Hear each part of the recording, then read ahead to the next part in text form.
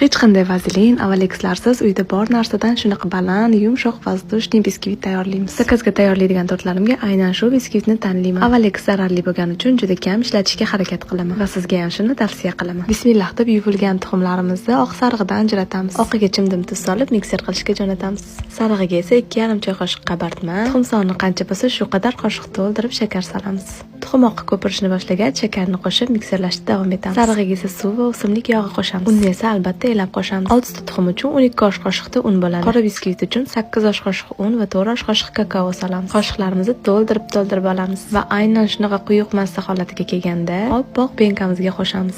Yarmini qo'shib aralashtiramiz, so'ng yana yarmini qo'shib aralashtiramiz. Sizlarda mikser bitta bo'lsa, birinchi sarig'ini ko'pirtirib olib tayyor qilib olasizlar, keyin oqini ko'pirtirishni boshlaysiz. Shu ko'rinishdagi biskvitni qolipga joylab, avvaldan qizib turgan gaz pechiga 40-45 daqiqaga jo'natamiz. Qarabsizki, sizni ko'zingizni quvnatadigan biskvitingiz tayyor. Endi tortga zakaz bermasanglar ham bo'ladi.